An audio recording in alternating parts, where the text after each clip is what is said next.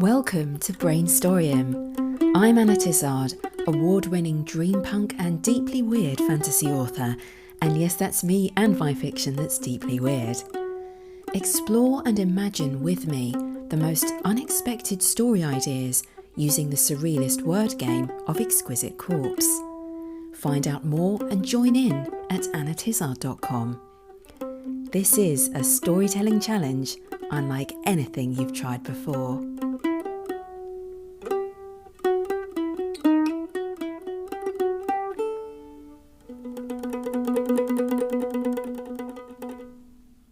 Hello, imaginative people. I'm Anna Tizard, and this is episode 74 of Brainstoryum.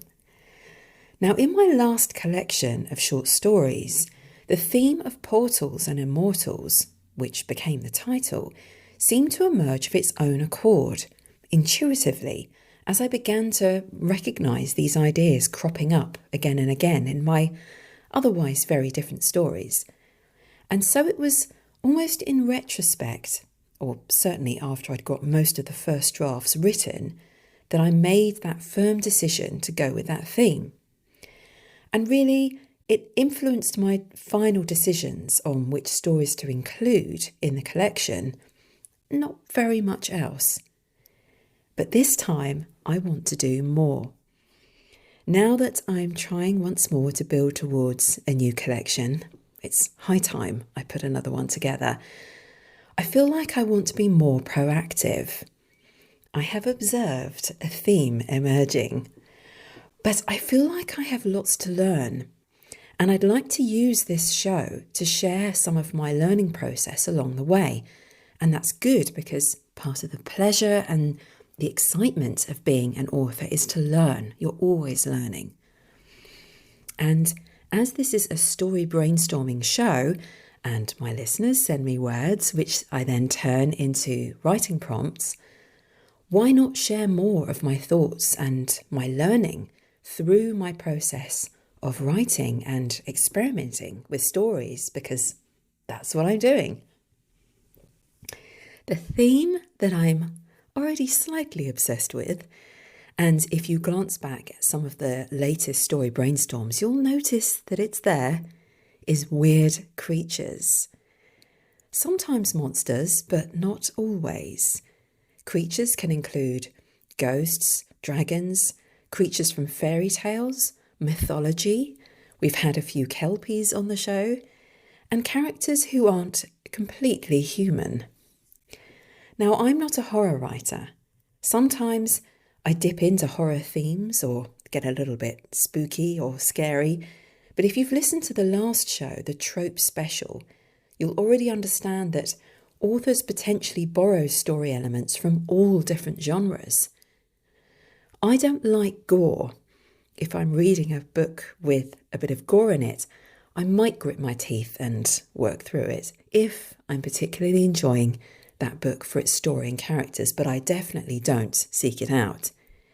So if you are thinking, oh, I'm not a horror reader, I'm not a horror writer, and you don't feel that drawn to the idea of monsters, I firmly believe there will be plenty going on in this show to entice and stir your non-horror inclined imagination, because that's how I'm built too. You already know I like the peculiar, the unexpected, and I think we're living in a time where confronting monsters in fiction is becoming more pertinent. More about that in the next show. Look at me being all organised. Well, I want to learn more on the topic. So at the moment, I'm reading a book called Writing Monsters by Philip Athens, and I'll probably read more widely on the topic and listen to podcasts and so on, but I don't plan to give you a long exposition on what I'm learning. This is a story-focused show. Brainstoryum is all about taking you through the process and the practice of brainstorming and writing. So I expect to sneak in little nuggets of what I'm learning along the way as I'm applying those things along the way. Because really, this is the best way for me to learn. And for you as well, if you're interested in that kind of stuff. It's one thing reading books or articles or listening to explanations of techniques and so on. But the real learning takes place when you test out those ideas and techniques for yourself.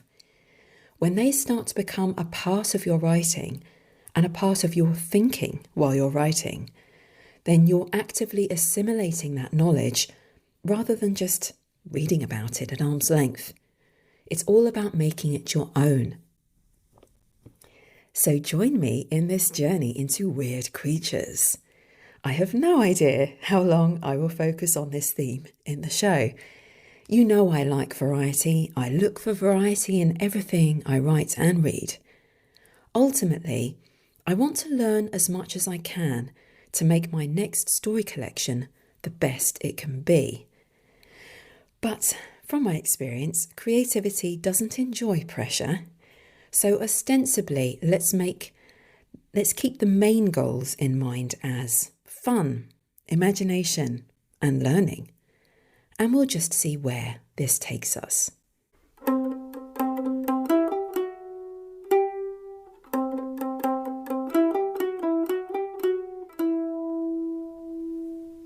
But first, it is time to share the amazing ideas listeners have written in based on a curious word combination that came up in the last show, the fractured android. The ever-imaginative Nick Freycar said, "It is day 1175. Unit D31TA is scheduled to scrub the walls. It is day 1175. Unit D31TA is scheduled to scrub the walls. It is day 117. Unit D31TA attempts schedule load. Schedule is corrupt. It is day #/ more than symbol. Unit D31TA searches for tasks. The walls are filthy. It is day -, closed bracket, semicolon, $. Wow, that really is a fractured android, or we're sort of watching the process of an android becoming fractured. We're definitely building up to something here. Thank you, Nick.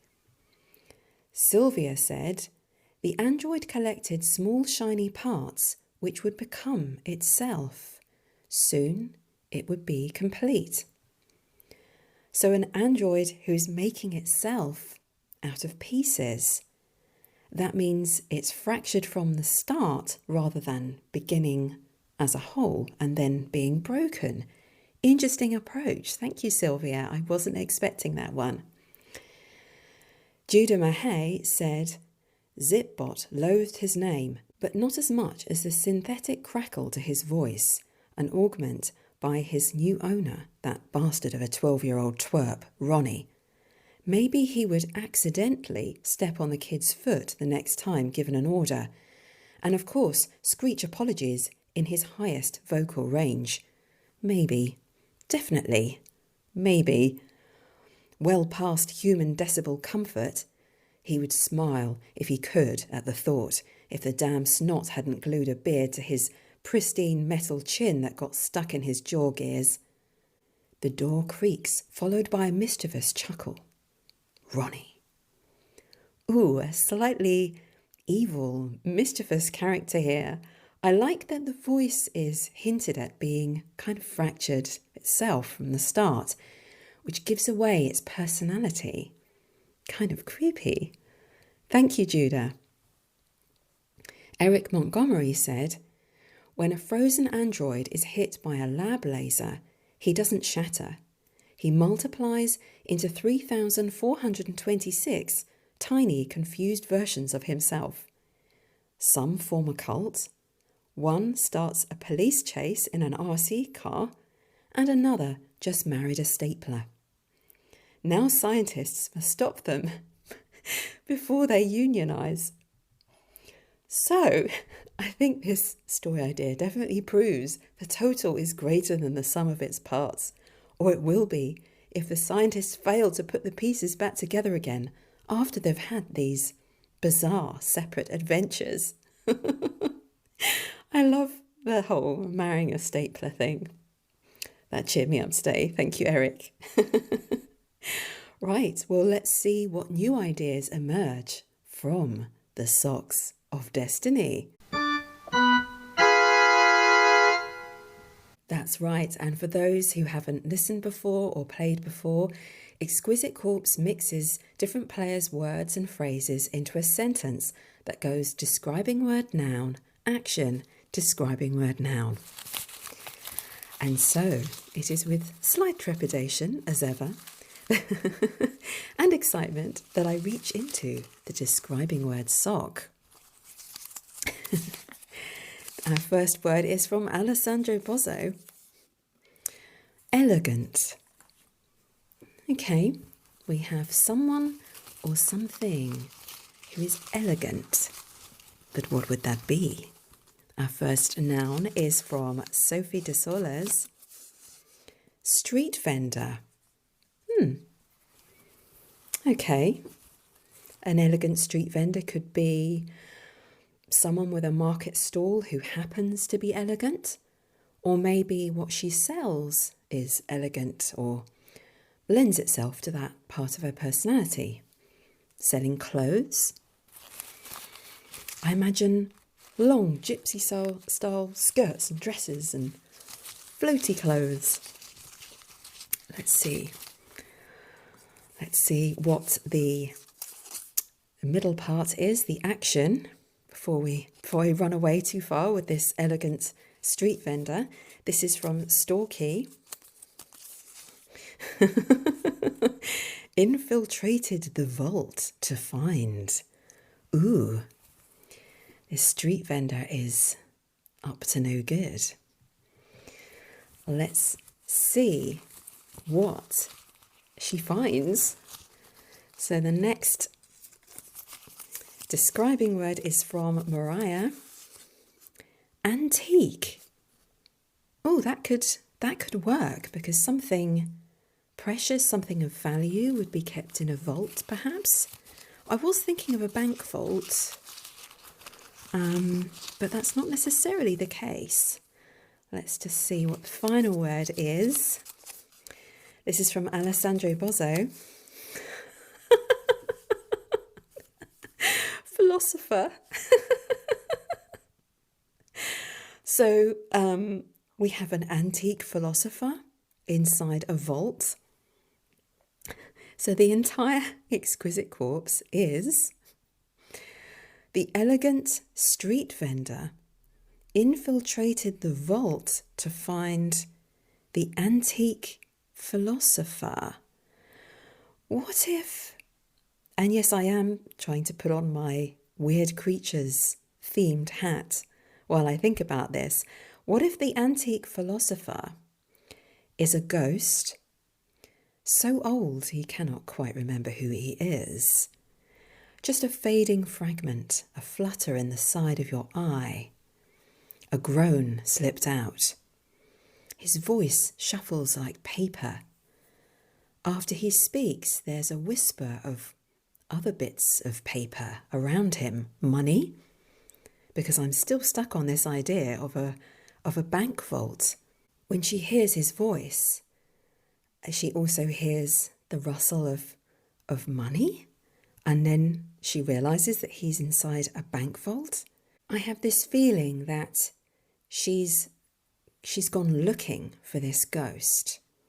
It can't be just plain curiosity, not if you want high stakes and tension and fear in your story. If she goes looking for the ghost, then either the ghost hasn't necessarily terrified her, or there's something else that terrifies her more and which the ghost can help her with. Maybe if she needs money and it can somehow offer her money. And how on earth does she infiltrate a bank vault? Because the elegant street vendor infiltrated the vault to find the antique philosopher, this strange ghost. She's close to financial ruin. That could be more frightening than the ghost. And in the visions she's having of him, he's murmuring, muttering strange snippets of advice to try and help her. But ultimately, if she can learn to become a ghost herself, can slip through walls and metal containers, she can take what she needs bit by bit. Not so much as to raise an alarm, maybe nothing will be noticed at first. It's funny, this idea of transformation into a creature or a monster is usually an object of fear, not desire. This is something I'm learning. And it's generated all sorts of monsters in the form of vampires, werewolves, mummies, zombies, and so on. The idea that monsterhood is infectious and can transform you into an inhuman or supernatural creature comes from our basic fear of loss of control over ourselves, a reversion to something animal from our evolutionary pasts, which a civilized lifestyle, or so-called civilized, has helped us glean over so neatly, so tidily. We think we've left all that behind. But what if our protagonist has already lost control of her life? Her so-called modern, civilized lifestyle is not working out for her. Maybe she has a criminal record, a few transgressions from her mixed-up teens. She had a difficult upbringing, and running her own business has been the thing that saved her, given her a sense of pride and confidence through her self-made independence. But financially, it's not enough.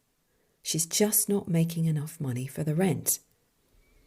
And that could be why the elegant street vendor infiltrated the vault to find the antique philosopher, the ghost. This antique philosopher reaches her through her dreams and teaches her how to become a half-ghost like him, so that she may slip through hard surfaces and take, well, only what she needs to survive. By drinking in the air, she slowly learns to become a part of it. One slow breath filling her up, drenching her cells until she's lightheaded. "Keep going," the voice whispers, a part of the air she breathes. The giddiness you feel is part of the beginning as you enter the ether. It's 3 o'clock in the morning. Katerina might not be sleeping anyway because of the bills in the torn envelopes downstairs on the kitchen table, the numbers burning through her mind. What she owes is too much. "Don't fixate on the troubles of this world," says the voice, fizzing like radio static. "Who are you?" she whispers, just a snatched phrase between the long, controlled breaths she's found herself taking. "Breathe," the voice commands. "Keep your focus." Katerina doesn't know what to do except obey. She inhales, and the edges of her bedsheets shiver against her fingertips. "Almost there," says the voice. In and out, Katerina feels the dust of her bedroom entering her lungs, sweeping through her body, mingling with the underside of her skin. A sensation of rising, the room swerving, and a delicate pressure against the soles of her feet. She opens her eyes, looks around her bedroom. Behind her, on the bed, is her body, her torso rising and falling. A wizened man in a toga touches her hand, so cold. "You did it," he says, his wrinkled face splitting into a smile. "And now you can walk through walls and vaults." Aha! And so the elegant street vendor infiltrated the vault to find the antique philosopher, or did she? Actually, it was the antique philosopher who helped her find a way into the vault. But no matter. A curious idea. Time for another one? Let's see. Okay. First word is from Alessandro Bozzo. Weird. Weird is good. I'm talking about weird creatures. That seems kind of serendipitous and rather appropriate to me. Let's try for another word. Oops. This is from Rebecca Glazner. Food truck owner. Oh, now is it the food truck owner who is weird? Or is it their truck that's weird? Or the food in it? Because if you have a weird, you can have a weird food truck owner or weird food truck owner or weird food truck owner. Okay, I'll try not to get obsessed. It's weird, either way. Okay, so our action is from Paul Thomas. Reveals a secret about. Now that's an action.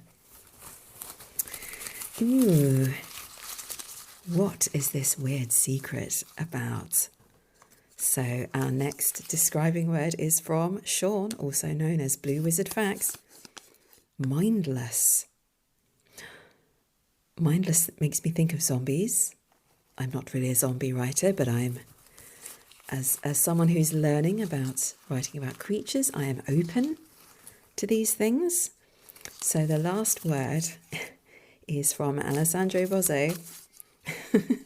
Wood elf. Ooh, okay. Let's look at the whole thing. The weird food truck owner revealed a secret about the mindless wood elf. Lots going on here. I think my green tea has been brewing for a while now. I think it's time for some green tea. Have a little break.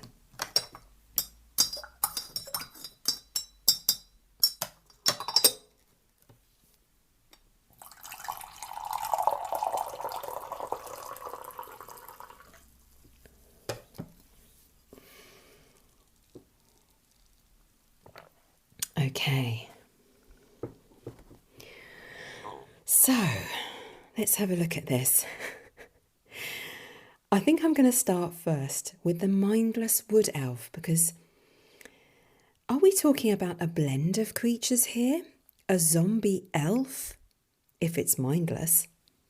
I mean, one method of creating a monster from scratch is to combine different animals or different parts or aspects of different animals into one. But I hadn't thought about combining creatures which are already supernatural. That seems to be taking it to the next level. Steady on there. That's one way of going about making a mindless wood elf. Other ways could be there's something thoughtless about the character, or they do something without thinking it through. They're busy on automatic pilot, or just downright inconsiderate. Stick a pin in that idea. We can always return to it. The clues must lie in the rest of the Exquisite Corpse. But when I first read this, the weird food truck owner revealed a secret about the mindless wood elf. My expectation was that the secret had to belong to the mindless wood elf. But having used the pause button here, my instincts rallied against this initial impression, and after I had a little pace around thinking about this, it's occurred to me that I was probably blocked myself about this, because being a mindless character doesn't really lend itself to a character who would have secrets. Yeah, you need a intelligence, active volition, thinking to be someone who has secrets. But then, as if by simply realising this reason I had for my mental block, it was kind of like a key. It was like giving myself permission to consider another option. It then suddenly popped into my head that maybe the mindless wood elf is the truck owner's secret. Because the weird food truck owner revealed a secret about the mindless wood elf, not necessarily a secret that belongs to the wood elf. Now I think about it, I just don't know why I was thinking it the other way around, but rather than try and explain what I'm thinking, let me try writing a scene with the magic of the pause button. The truck rattled on. Saul's stomach dropped as he recognised his friend Ramesh on the side of the road, waving him down. Oh, not now, please.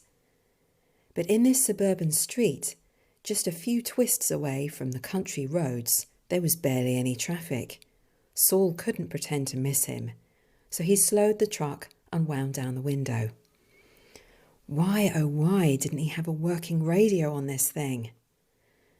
Hi, Ramesh. It was easy to pull off a smile around Ramesh. Saul only had to remember how Ramesh had helped him find a new flat share a couple of months ago. His gut twisted with guilt as he silently prayed, "Please don't ask for a lift. Not now. Not today." Ramesh beamed at him. "I wondered if you could give me a lift to the Red Lion, if you're going that way anyway." This Saul could not deny. The pub was along the same road. He glanced ahead anyway, as if considering Ramesh's question. Some irrational part of him was hunting a way out of it in spite of the obvious. Yeah, why not?" he said, hoping the tension didn't show in his voice. Great. Ramesh climbed in and settled into the passenger seat next to him. Cool truck. Hey, I don't think I've ever been inside this. I didn't realise how high it is off the road, he said, peering over the dashboard. There was a rustle behind them, then a thump. Saul froze, while Ramesh glanced over his shoulder at the metal screen separating the front seats from the back of the truck. There was a small rectangle of dirty glass, so you could just about see through, but it was, of course, dark out the back. Saul said, "Bit rickety. You strap everything down, but there's always something coming loose." "Do you need to go and secure it or whatever?" Ramesh asked, his eyebrows raised. No, it's fine. Let's just get going. Not far to the Red Lion," said Saul, pressing the accelerator. They continued in silence for a while. Saul scrambled mentally for something to chat about, but his nerves had whitewashed his mind until it was as empty as this country road. Did Ramesh suspect something was off? Another scuffle from the back of the truck. Saul pretended not to notice Ramesh throwing glances at him. He switched down to third gear so the engine revved, straining a little, making more noise. "These roads are always so bumpy," he murmured without turning. Saul, have you got a dog or something in the back?" No, why would I do that?" "There's something back there." Ramesh was glaring at the darkened oblong of glass. Saul managed to laugh. "Don't be ridiculous. It's just packets of food." The scrabbling continued, louder now. Saul began humming a manic tune. "Stop the truck!" shouted Ramesh. Despite himself, Saul responded automatically to his friend's panic, and the truck screeched to a halt. "There's something."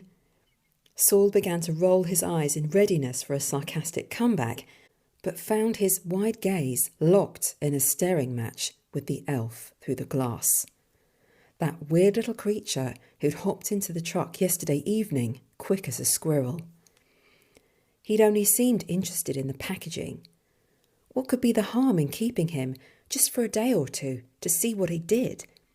Imagine the YouTube videos Saul could make with this thing.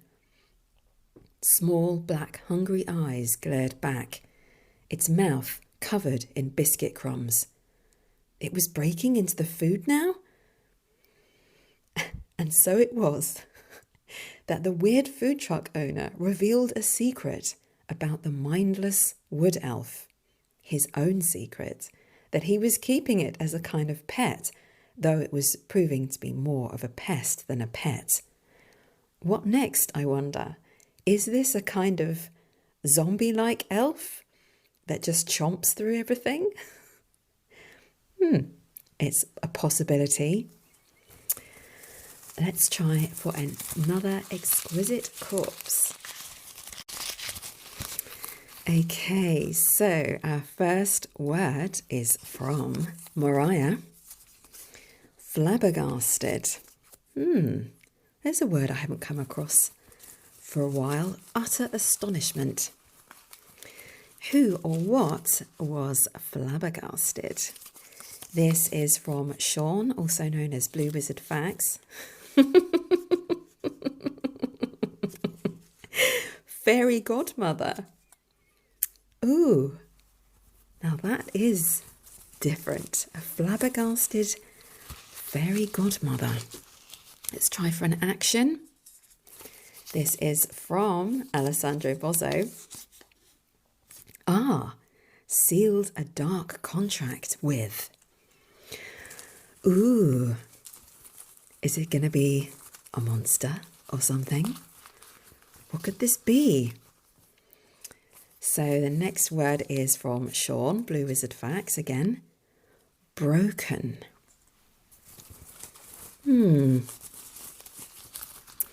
Last word. Make it a good one.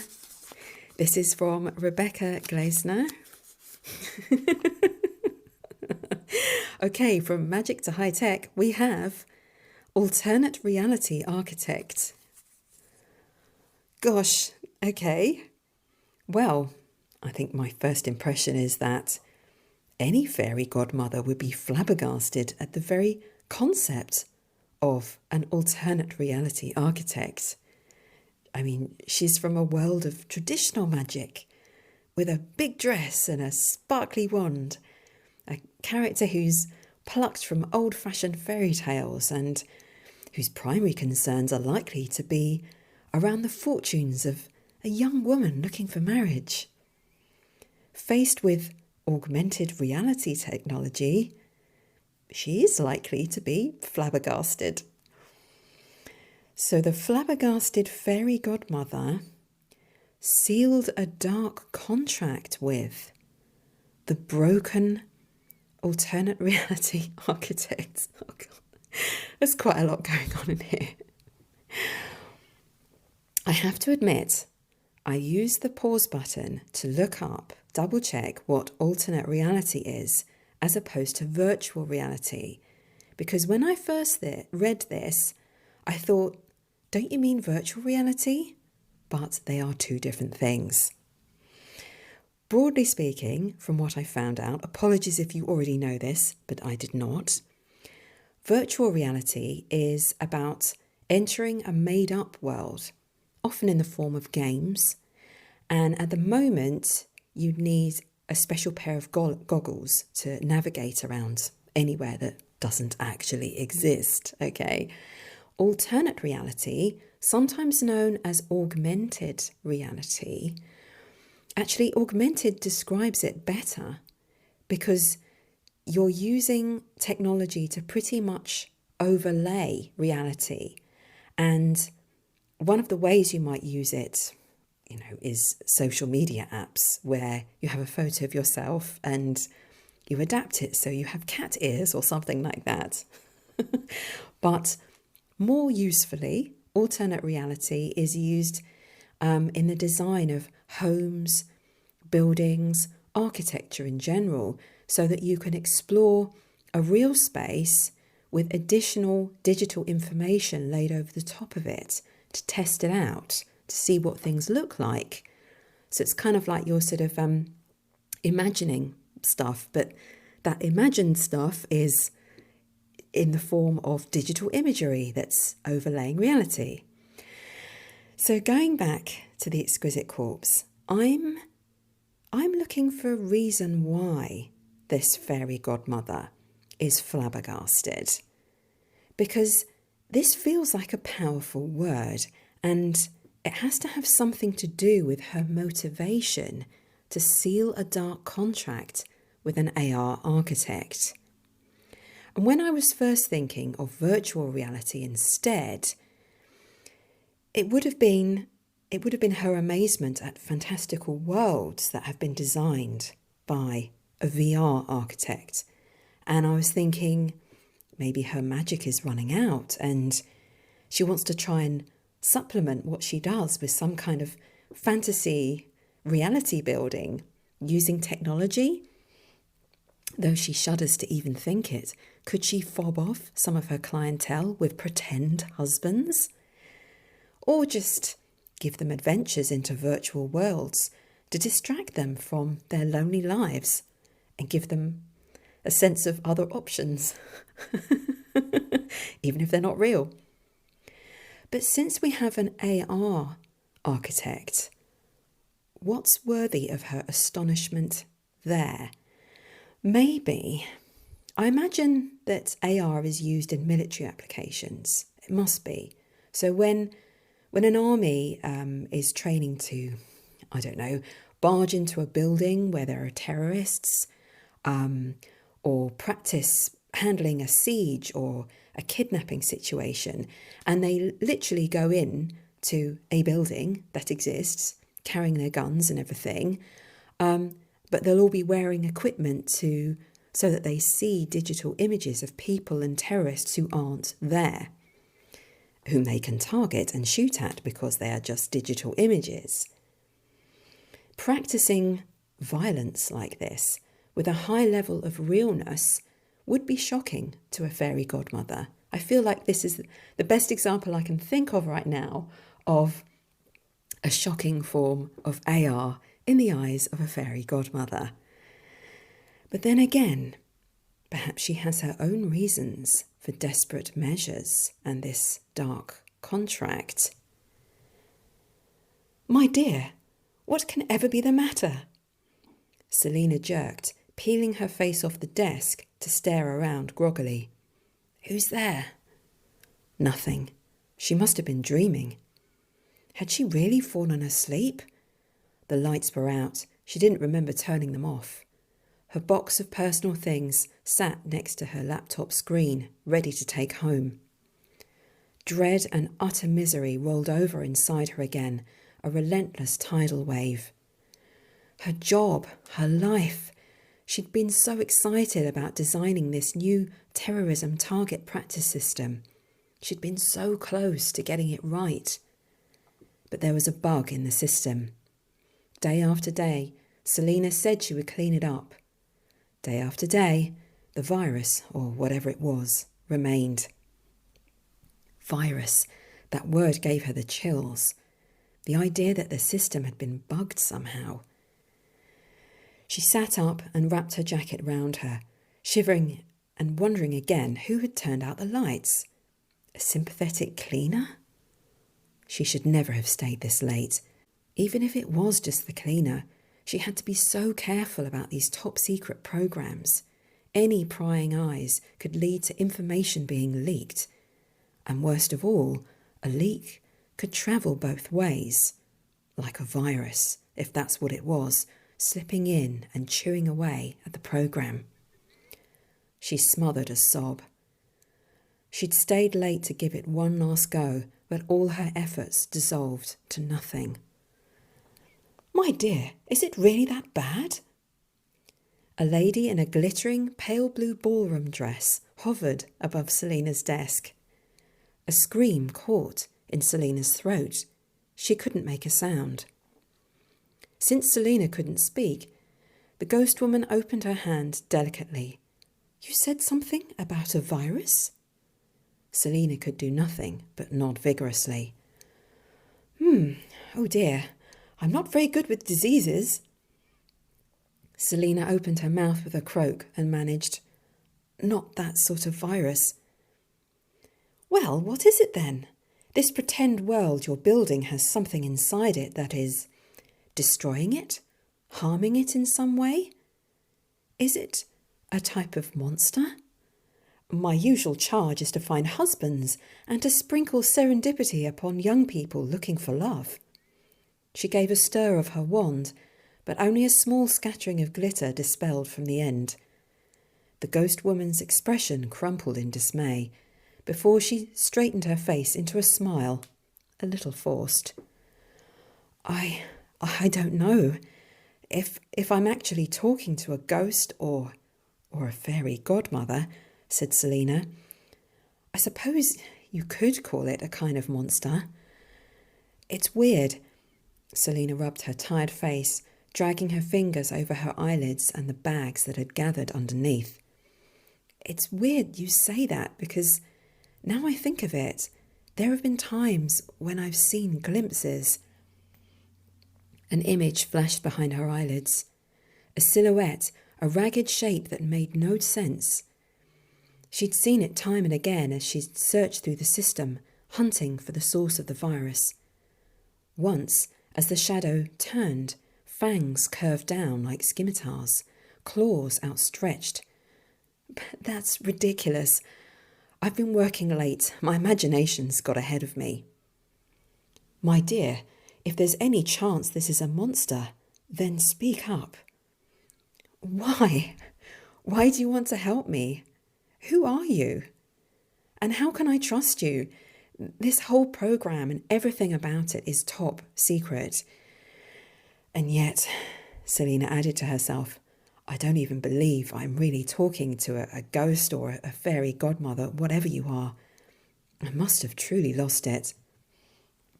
The fairy godmother gave a firm nod. If that's the case, then we must lose it together. She drew back, taking a breath as if bracing herself to confess something. For I was made for more than one charge.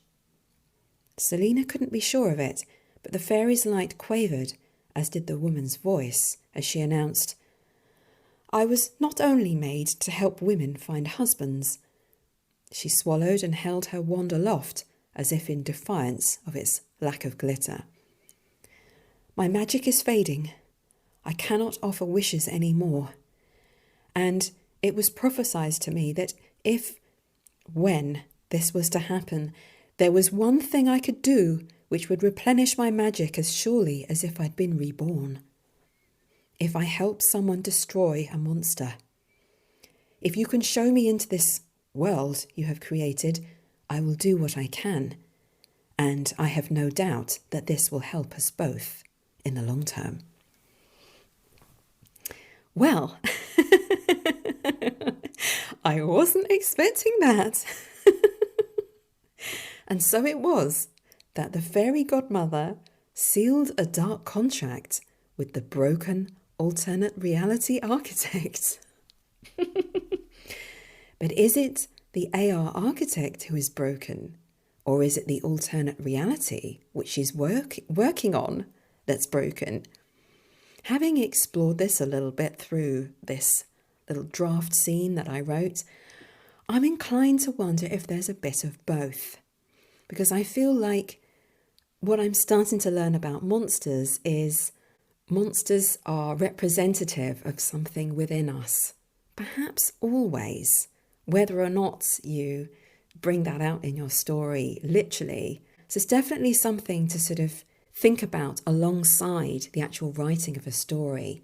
Create that monster in its fullest form, whether or not you explain what's actually gone on and what it's a metaphor for.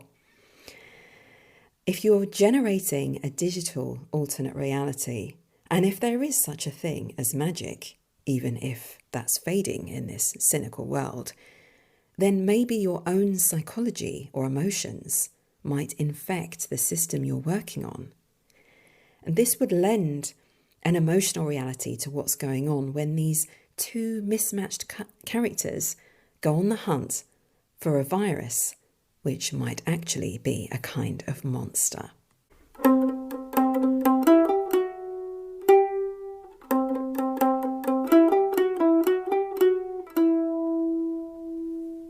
Now, for those lovely listeners who send me words and phrases for the Socks of Destiny, and for anyone new, if you're thinking about doing this, please just choose or continue to choose words that appeal to you or pop into your head quite randomly.